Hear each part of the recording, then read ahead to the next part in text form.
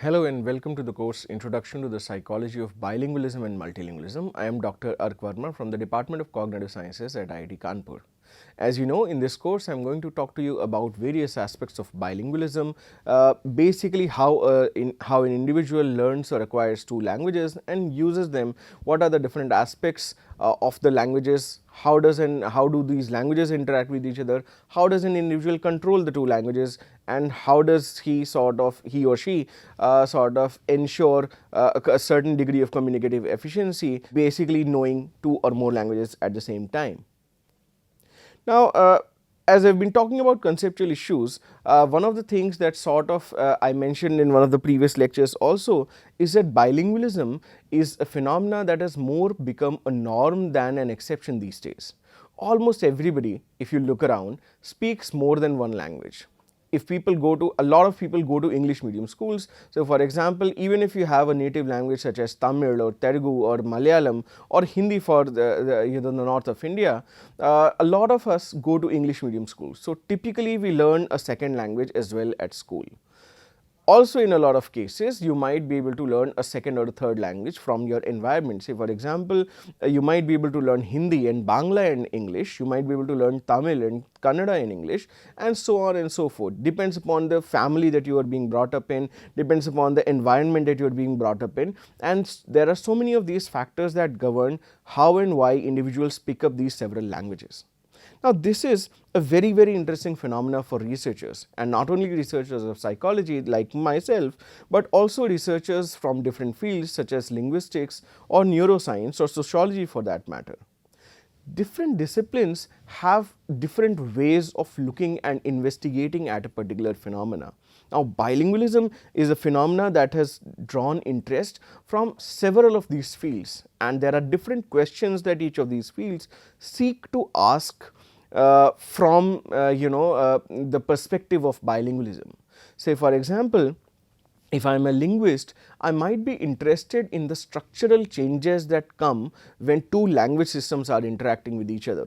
In the previous lecture, I was talking about how the two languages of an individual may interact with each other, how the two languages may be similar to each other or different from each other. So, we talked about linguistic diversity, we talked about the language universal approach, and it is very interesting that while Chomsky says that there is this whole universal grammar and all the languages work within broadly the same framework, it is interesting for linguists to trace how the contact between the two languages that an individual speak change or modify each other or influence each other, or for that matter bring about new word forms, new syntactical conventions, and so on. If I am a psychologist or let us say a psycholinguist, I might be more interested in the individual rather than the two languages. I am more interested in the mental processes that underlie the learning and use of two different languages, three different languages. What does it do to my memory? How does my memory handle words of different language systems? How do my control systems, say for example, how do I manage that while I am speaking in English, as in this lecture, Hindi does not continue intruding, or does it intrude, or am I translating from Hindi to English? These are some of the questions that psycholinguists are interested in. Also, neuroscientists are interested in the brain processes. They are interested in what really happens in the brain. What are the areas of the brain that are governing this interaction between the two language systems? As I said in a previous lecture, do we store these two languages separately? Do we store them together? When I am saying storage, is it specific neurons that store different aspects of a language, or is it in some sense a distributed storage of different aspects of language, sounds and meanings and words and orthographic patterns when I am talking about reading? What is really happening in the brain is basically the major concern of neuroscientists. Also, as I said, and we were talking about in previous lectures, language or bilingualism or multilingualism is not merely an individual level phenomena. It is a phenomena that operates at the level of societies. Entire societies are in a lot of cases bilingual or multilingual. how do societies view bilingualism and multilingualism? How does bilingualism and multilingualism emerge between societies? What does it do to the identity of people? In one of the previous lectures, I talked about that any given language system intertwines deeply the cultural practices, the traditional practices of a given society. Say for example, if I have learned English, have I inherited some of the cultures and traditions of the English speaking people? If I am learning Urdu for that matter, have I sort of inherited some of the traditions and practices of the Urdu speaking people predominantly? Or is there a different kind of people that speak a different language? Or there are some of these questions that are very, very interesting if you think about them, and these questions basically become the subject of sociolinguistics, or people who want to study the sociology of bilingualism and multilingualism. We will talk, in this lecture, we will talk briefly about some of these issues, about some of these disciplinary lenses that have been used to investigate the phenomena of bilingualism. Towards the end of this lecture, I will make a case for an interdisciplinary inquiry, an interdisciplinary study of bilingualism that would probably equip us to answer all of these questions in a more holistic, in a more overall sort of a manner. Now, let us begin with psycholinguistic approach, because that is what we are here for. This is a course in psycholinguistics, and basically, as I said, psycholinguistics are actually interested in the mental processes, in the mental functions that are involved in an individual learning, acquiring a second or a third language, in using a second or a third language, and in managing the interference or interaction between these two languages. Psycholinguists ask question about the individual that is imbibing or embodying the two languages, the individual system, brain, person that speaks these two languages. We are interested in, say for example, studying who becomes a bilingual, why do they become a bilingual, what types of bilingual there are. For example, in one of the previous lectures, I was talking about categories of bilingualism on basis of people's proficiency. People have different proficiencies, depending upon whether they speak a particular language, whether they can write a particular language, whether they can read or understand a particular language, and a lot of times people are not equally skilled in all four of these modalities. Some of them might be able to speak and understand but not read and write. Some of them might be able to read and write, but say for example, obviously read and write and speak and understand, they would be able to do, but their proficiency would probably be slightly different as far as all four of these skills are concerned. And there are therefore these several conceptions of who is a bilingual, what kinds of bilinguals exist, that have sort of been existed in the discipline for so long. One of the earliest classifications of bilinguals was put forward by Weinreich, as cited in Tej Bhatia's Handbook of Bilingualism, is the classification of bilinguals into three types: coordinative bilinguals, compound bilinguals, and subordinative bilinguals. Now, what are these?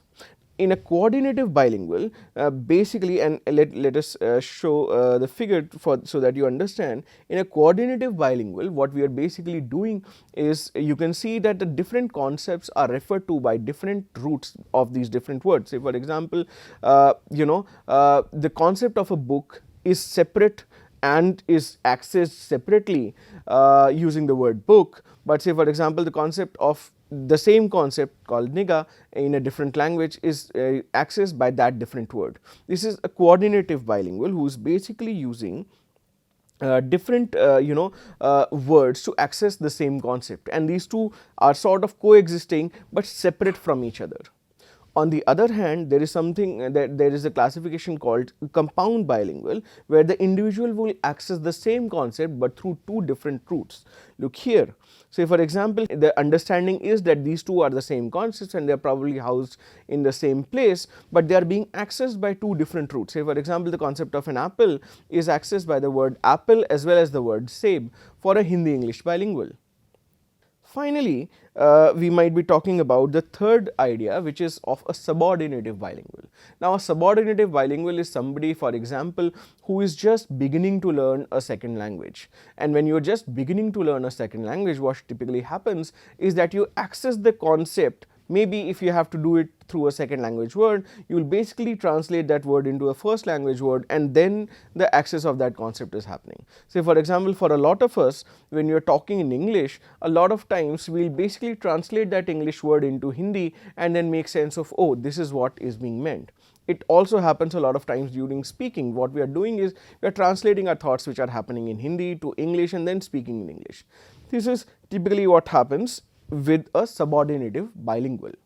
Moving further, Weinreich's typology of classifying bilinguals has also been interpreted as a manifestation of different levels of proficiency. As I said, these are not exclusive stages, these are not serial stages or classifications of bilinguals, these are rather stages of bilinguals that are sort of reflecting different stages of the journey of a bilingual, maybe chronologically overlapping with each other as well. That at a given level of proficiency, somebody may be a subordinative bilingual, but once they become better and more proficient at both of their languages, they may become, let us say, a compound bilingual. And people have sort of researchers have looked at these classifications, they have worked with different types of bilingual subjects, and they have basically found that these categories are not exclusive of each other as well. They might be the same individual who might behave as a subordinative bilingual for some concepts, but a compound bilingual for some others which they have learned very well. So, again you have to be mindful of the fact that these are not watertight compartments or exclusive classifications of how different bilinguals are, but probably the different stages in which, or let us say the different chronological phases that a bilingual traverses during their journey to becoming a bilingual. Another very important classification of a bilingual within the framework of psycholinguistics has been put forward by Potter and colleagues in 1984. They have proposed a theory of how bilingual lexical knowledge. Now, when I am talking about lexical knowledge, I am basically talking about how do bilinguals access the concepts in their mental space. Say for example, semantic memory, how do they access the concepts that are stored in their semantic memory. Now, remember or pay attention to the fact that concepts are sort of amodally stored in what we call semantic memory. We know about what is a chair, what is a table, what is a glass or milk or this and that, fruits, animals and so on. We have all of these concepts in our conceptual, that is part of our conceptual knowledge in our semantic memory. We use words to access these knowledge. We use words to sort of act as keys to these troves of knowledge, to these troves of facts about certain things in the world. Now, the thing is, which of these languages, the words of which language are we using? Are we using predominantly the words of the first language that we learn? Are we using predominantly the words of the second language that we are speaking more?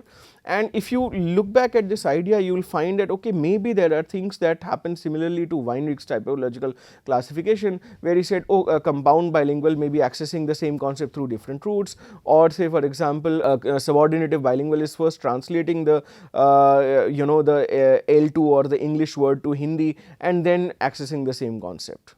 A slightly different take on this accessing the concept is being offered by Potter and colleagues, and they give two versions of a model which is called a concept mediation model and a word association model. Now, in the concept mediation model, basically the idea is that the words of both languages 1 and language 2, and remember I mentioned L1 is the native language, L2 is the second language, L3 is the third language which the individual may learn. So, the concept mediation model basically says that words of the two languages L1 and L2 are linked to an underlying amodal conceptual system.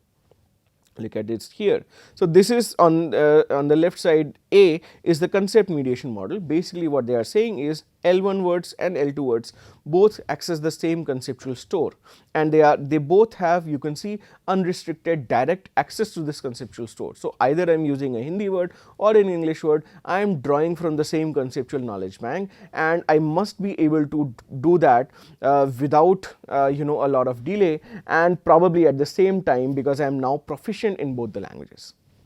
The other way of looking at this is the word association model, which might also be seen that is something of a chronological stage for people who are just beginning to become bilingual, learning a second language and so on.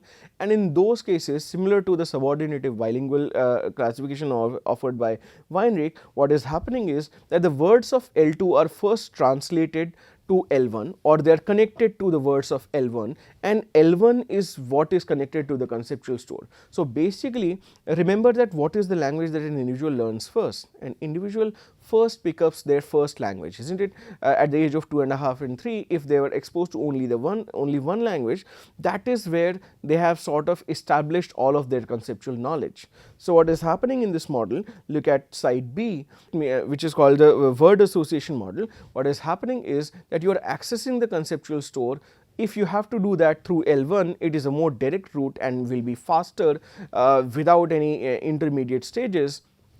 But if you are doing it through words of L2, and which a lot of early bilinguals do, they would first translate or connect the word of the L2 to the words of L1, and through words of L1 be able to access the conceptual store. You can see here, if you were to run an experiment in part A, you will predict that bilingual speakers will be equally fast at accessing words, accessing concepts from words of both languages, whereas in as far as the model B or the word association model is concerned, people would be slower in accessing concepts using L2 words, but faster using accessing concepts using L1 words. Again, this is also can be interpreted as different stages of the chronology of how somebody becomes a bilingual. So it must be noted as a caveat that the relationship between the lexical representations of L1 and L2 and as I was saying, may be mediated by proficiency levels of the individuals and also the stage of bilingualism that they are in. You may start with being a subordinative bilingual, as Weinrich says, or through the word association route that Potter suggests, but eventually when you are becoming more and more familiar with the second language, you might establish direct connections for L2 words with the conceptual store, and things start becoming as fast for you as they are in the first language. Later studies have scrutinized this model, both Potter's model and Weinrich's model, and have presented evidence either in favor or against these models. Some of these have led to different iterations of similar models as well. For example, Judith Kroll and Stewart presented what was called the revised hierarchical model, and I am presenting that to you here. Now look at this. This is pretty much very similar to the word association model that Potter gave, but you can see that there are some interesting caveats here. You can see that there is still a connection between L2 words and the conceptual store, although that connection is being reflected by a broken line which says that this connection is weaker when the bilingual starts to learn the second language. Also, there is a connection between L2 words and L1 words which is stronger, obviously because you are going through the word association route, but there is a backward connection between L1 words and L2 words also, which is again a slightly weaker connection. So the revised hierarchical model presents the same knowledge in a slightly more advanced way, in a slightly more nuanced way, I must say, based on the experimental data that they collected through several experiments with bilingual individuals. Alright. So, as mentioned earlier, the choice of language that multilingual speakers make depends upon a variety of situations. For instance, let us say the setting of the conversation. If I am in a room where everybody speaks English, I am bound to speak only in English. Although I know Hindi and that is my first language, I will basically understand this environment, understand the situation, and make a choice that I will predominantly or probably exclusively only speak in English because people around only understand English. However, if I am in a room where some people understand both English and Hindi and others understand only Hindi, maybe I will see that okay, the majority of people understand Hindi here, and I may decide to use Hindi, or maybe a mix of both Hindi and English, which a lot of people of our generation do. Also, it is interesting that sometimes there are certain topics in which you would prefer to use a particular language. Say for example, for topics related to my research, I prefer using English, whereas topics related to, say for example, familial issues, more informal conversations and so on, I prefer talking in Hindi. Or let's say if I am talking to close friends or family, I would prefer talking to them in Hindi, whereas colleagues and more formal relations, I would prefer switching to English and staying in English. So there are all of these different factors that would affect, that would govern the choice of language, the choice of topics that a bilingual sort of converses in. These choices therefore force a bilingual to swiftly somehow change into from a monolingual mode to a bilingual mode, and this has been very beautifully captured in Grosjean's model of language modes. You can see here Grosjean basically says that if there is a speaker X or there is a speaker Y, they may oscillate between speaking language A or language B depending upon the situation. They might be entirely in a monolingual language mode where one of the languages is blocked whereas the other one is being dominantly used, or they may be in a bilingual language mode where you can see that the top one is gray because it is also still permitted, and the second one is what you are speaking in.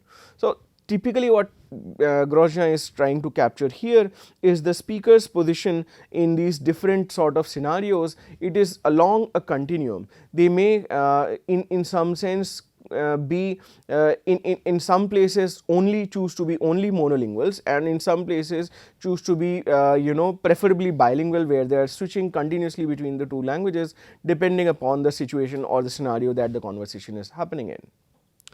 Another model that traces the steps of a bilingual child through their journey of becoming bilinguals was put forward by Volterra and Tashner in 1978, where they say that kids are supposed to pass through at least 3 stages of acquisition of the second language. For example, initially the child's lexical system is composed of words from both the known languages. So initially they are sort of keeping them slightly separate from each other, and there are 2 distinct systems that are emerging. Moving further, what the child does is that the child can distinguish that, okay, who are the listeners with whom I can speak in language A, who are the listeners I can speak in language B, and they basically the child can now distinguish between the lexicons of the 2 languages, although they will probably apply the same syntactical rules for both of the languages. So here the child is basically using the words of both the languages, but maybe using the syntax from only one of the languages. Finally, in the third stage, the child knows, basically is now being able to differentiate between the 2 language systems, both in terms of the lexicon and the syntax. So the child now knows which words are going to be used with what syntax. Say for example, when I am using Hindi words, I will preferably use Hindi syntax, Hindi word orders, the SVO word order, SOV kind of word order, or when I am using English words, I will use the SVO word order like it is canonical in English.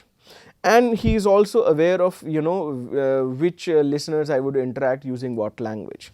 So this is again something that you can see that bilingual children would evolve through. Initially they would basically use words from both the languages interchangeably. Later they would use words from both the languages but maybe using syntax of the first language only. And eventually they know that which words belong to what language and which grammatical rules will apply to what words. So there the 2 systems sort of become slightly differentiated with each other. Now these suggestions have given rise to a debate about whether there exist separate systems for the 2 languages or a unified system, a unified linguistic ability where both these languages are accommodated. Again, something that we will talk about in much more detail as we go further. Now moving to the linguistic approach to study bilingualism. As I said earlier, linguists are interested typically on the structural changes in the languages that happen when they come in contact with each other. An interesting idea to study this was offered by Winford in 2003, who offers a taxonomy of different types of contact situations. For example, language maintenance. In language maintenance, basically what would happen is one would expect the lexical and structural borrowing from the 2 languages, although broadly the structures sort of remain very independent of each other. In some sense, say for example, let us say in a lot of Dravidian languages, you will see the influence of Sanskrit, you will see a lot of lexical borrowing, but the 2 languages are sort of maintained and they still maintain their individual identities. Another instance is, another interesting phenomena is of language shift.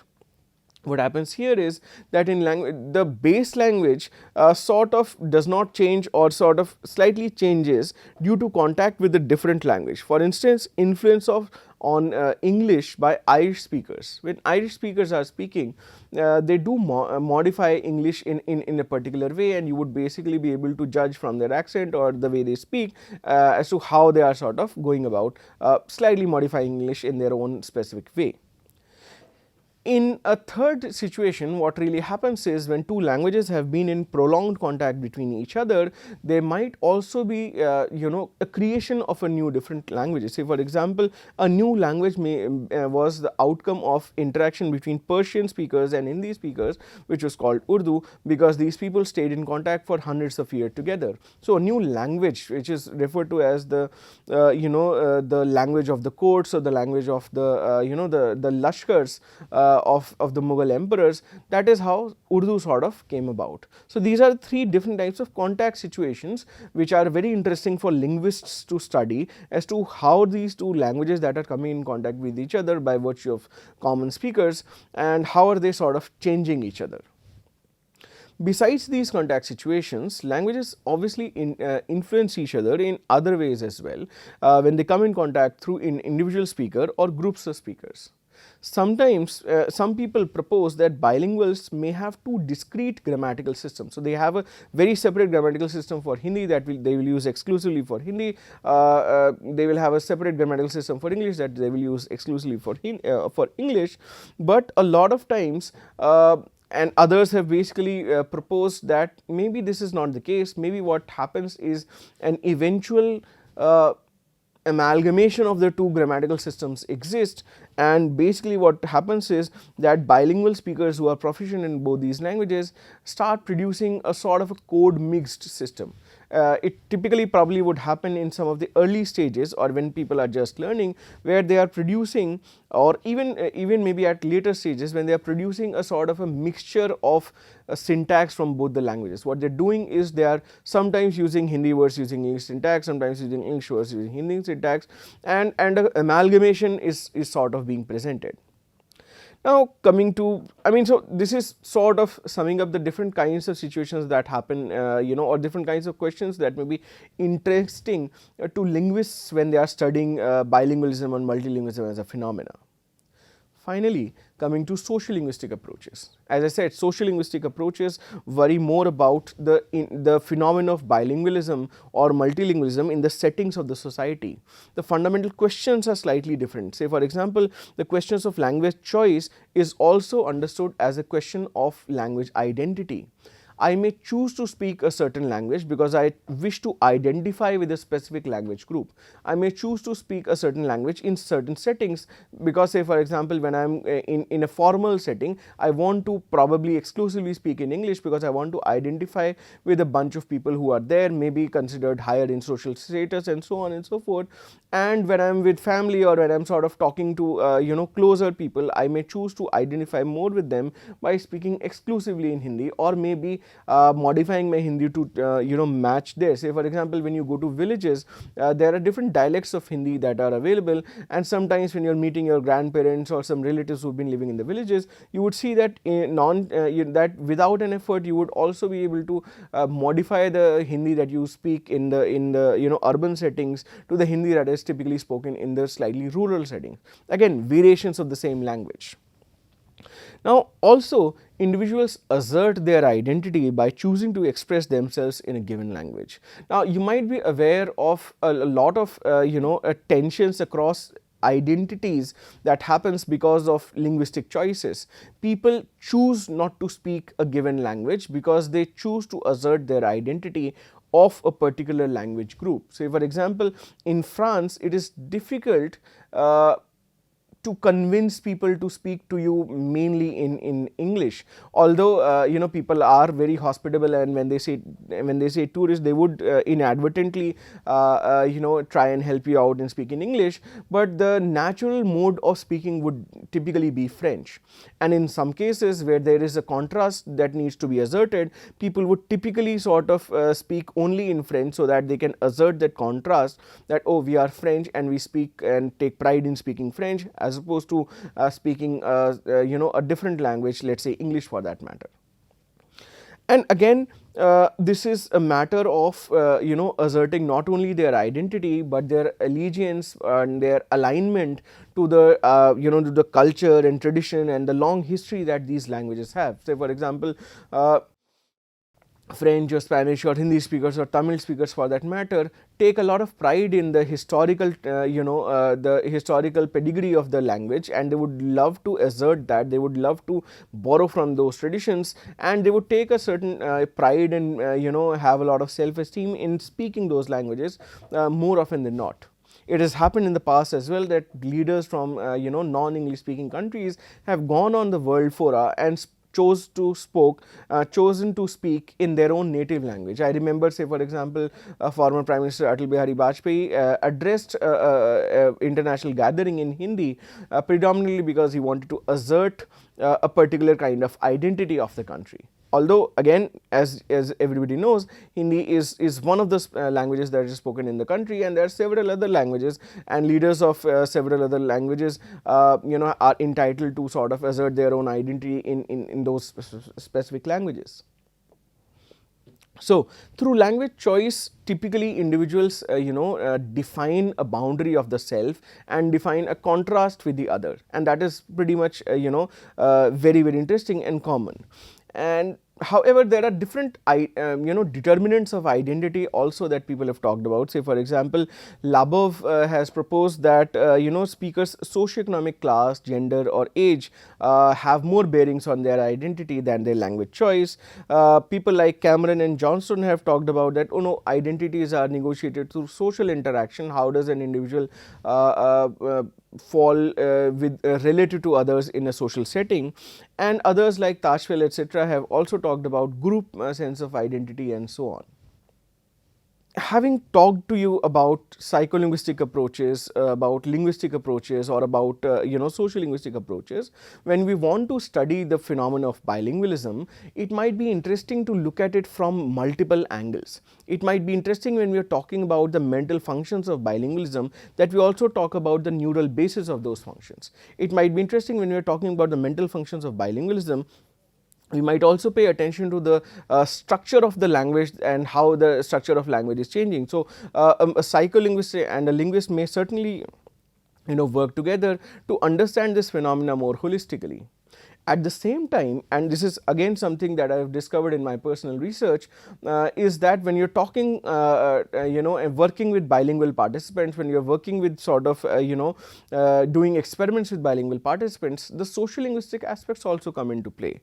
As I had narrated an anecdote earlier, that when I was studying in Allahabad University and working with bilingual participants, some of them got offended when I told them that their English proficiency was not good enough. And the social aspect, a lot of people overestimate their proficiency in a given language because it is considered in high esteem if they are very proficient speakers of, let us say, English. Or in other cases, say for example, in olden days, people who knew Latin were sort of treated as royalty, because Latin was the language that was more privileged as opposed to different forms of English that were prevalent then.